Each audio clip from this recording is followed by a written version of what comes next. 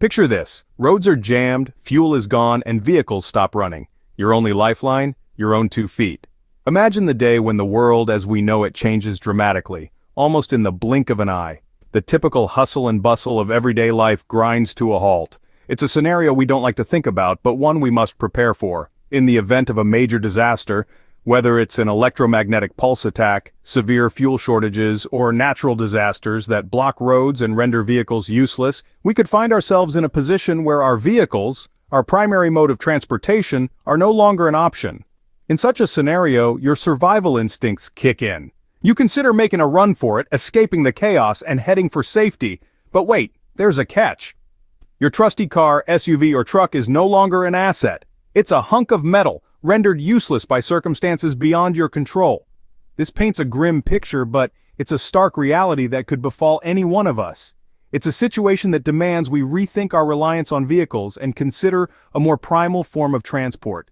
Our own 2 feet. The reality of a car-free bug-out is harsh, it's brutal, and it's something most of us are ill-prepared for. It's not as simple as strapping on a backpack and hitting the road. It's about endurance, about understanding your physical and mental limits, and about adapting to a new way of life, one that's dictated by the need to survive, not convenience.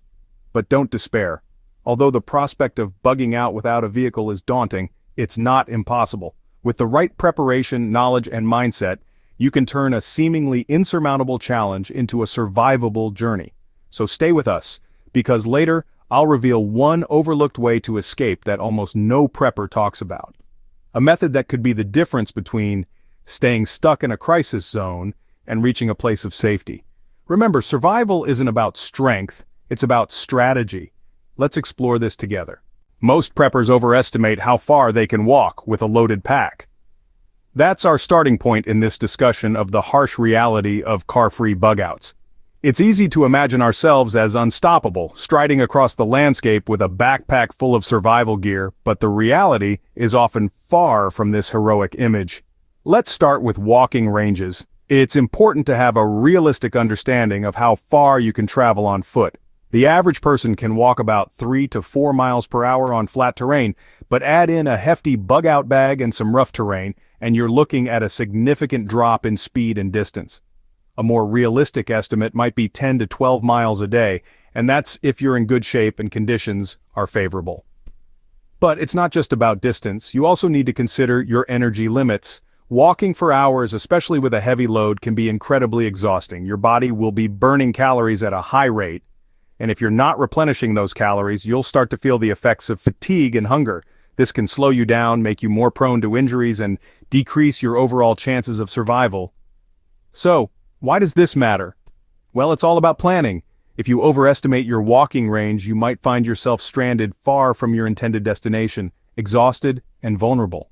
On the other hand, if you're aware of your limitations and plan accordingly, you can pace yourself, conserve your energy, and increase your chances of reaching your destination safely.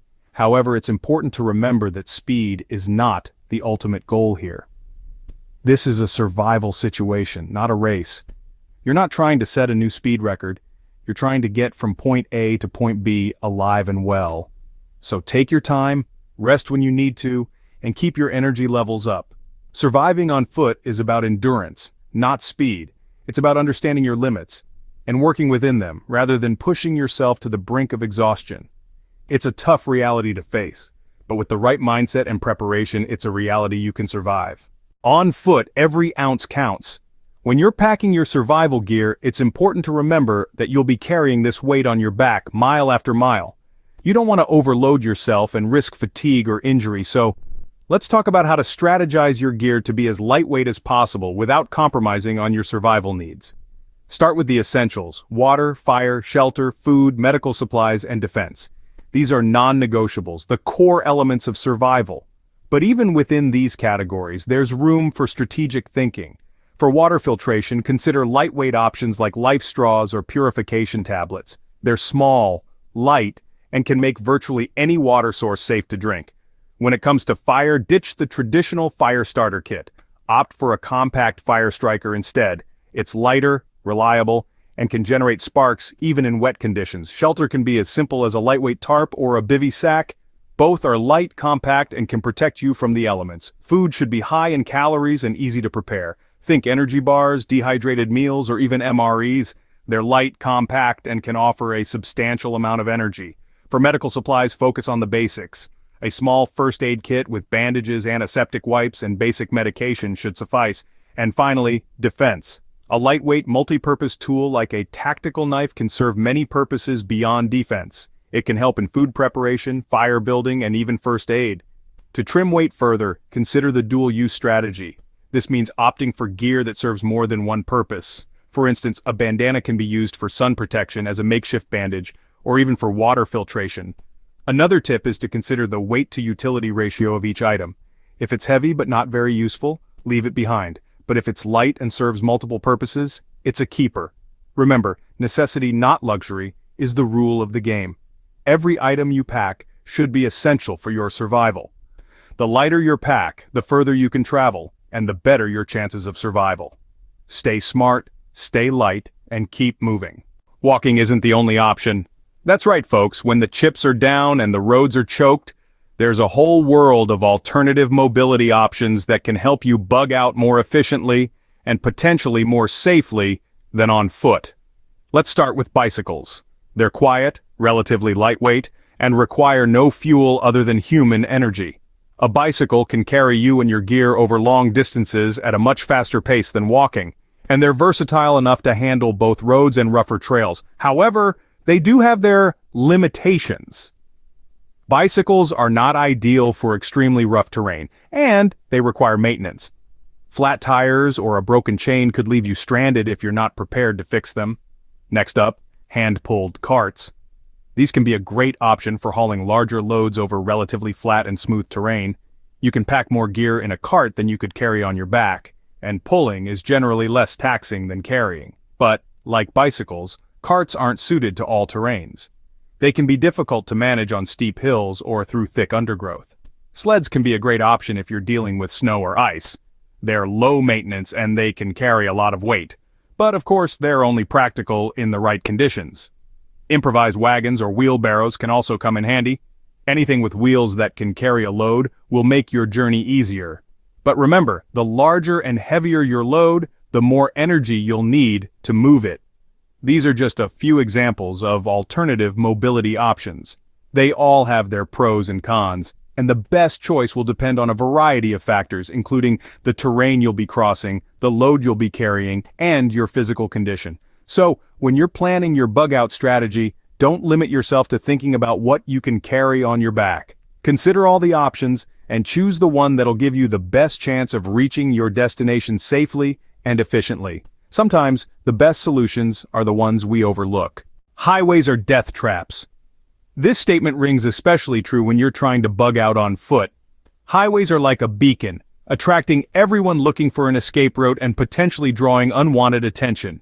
When you're on foot, it's all about stealth and avoiding the beaten path. Instead, opt for back roads, trails, and natural routes. These routes are less likely to be congested and more likely to offer cover. Think about animal trails, rivers, and train tracks. These less traveled paths can often lead you around obstacles that block more conventional routes. But don't forget to consider the terrain and your physical abilities. A mountain trail might be less traveled, but it's also more physically demanding. Be realistic and choose routes that match your fitness level and the weight of your pack. Now let's talk about when to travel. The best times are at dawn or dusk, often referred to as the magic hours. These times provide enough light to navigate, but are also when others are less likely to be on the move. During the day, find a safe place to rest and hide. Look for natural shelters like overhangs, dense vegetation, or abandoned buildings. Remember, the goal is to avoid detection, so keep your camp low-key. Avoid making fires during the day as the smoke can give away your location. Maintaining silence is another critical factor. Avoid unnecessary noise, speak softly, and tread lightly. Remember, the sounds you make can travel far, especially in open areas. Even the rustle of your clothing or the clinking of your gear can give you away.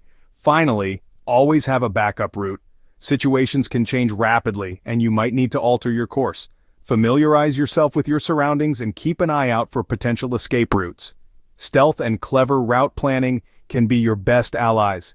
They will help you avoid danger, conserve energy, and reach your destination safely. Next time, we'll talk about how to manage water and food while on the move. Stay tuned. Surviving on the move is about resource management. Water is your first priority. Always keep an eye out for potential water sources such as rivers, streams, or even rainfall. But remember, water in the wild isn't always safe to drink. Carrying a lightweight, efficient water filter is a must. It can turn questionable water into a life-saving drink in minutes. Next, let's talk about food. It's crucial to carry high-calorie, non-perishable food items. Energy bars, nuts, dried fruits, and jerky are all excellent choices. They're lightweight, packed with energy, and they don't spoil easily. Finally, scavenging. It's a high-risk, high-reward game. It can yield valuable resources, but it can also expose you to potential threats or waste your precious energy. So unless you're desperate, stick to your supplies and avoid unnecessary risks. Smart resource management can mean the difference between life and death. Bugging out with family presents its own set of challenges. It's not just about your own stamina and endurance anymore. You have to consider the weakest link in your group. Children, elderly, or those with disabilities may not be able to keep up with a brisk pace or carry heavy loads. This is where alternative forms of transportation can be a lifesaver. Consider using carts or wagons to help bear the load. Not only can they carry supplies, but they can also provide a place for those who cannot walk for extended periods to rest. Sharing the load is also key. Distribute the weight evenly among the group, keeping in mind each person's physical capabilities. Pacing as a group is crucial. The speed of your bug out should match the pace of the slowest member. This ensures that no one is left behind. Remember, survival is a team effort. Now, for that overlooked option we promised. Picture this. Instead of trudging through an unpredictable landscape, you're gliding down a tranquil river, the current easing your journey. Yes, we're talking about water travel. It's an option often disregarded, but can be a game changer in a bug-out scenario. Imagine utilizing canoes, small boats, or even inflatable rafts. These vessels can carry more weight than you could on foot, and they bypass the crowds and blocked roads. Rivers and streams are nature's highways, and they're usually less traveled during crises. Sure, it requires a different set of skills and considerations. You need to know how to navigate waterways and understand the risks involved. Weather, water conditions, even wildlife can present challenges. But with proper preparation, it's a viable escape route. Sometimes the path of least resistance isn't on the ground, it's on the water. Survival without a car is about keeping your pack light, your routes flexible, and your mindset focused on endurance and stealth. It's about understanding the harsh reality of a car-free bug-out, knowing your limits, and planning accordingly. Remember, every ounce counts, so pick your gear wisely, focusing on essentials like water filtration, fire, shelter, food, medical, and defense. Consider alternative mobility options such as bicycles, hand-pulled carts, sleds, or even wheelbarrows. Be stealthy in your movements and meticulous in your route planning. Avoid highways and opt for backroads, trails, and natural routes. Stay hydrated and nourished on the move, collecting and filtering water quickly and carrying high-calorie food. If you're bugging out with family, take into account special considerations for kids and the elderly, and don't overlook the potential of water travel as a viable escape route.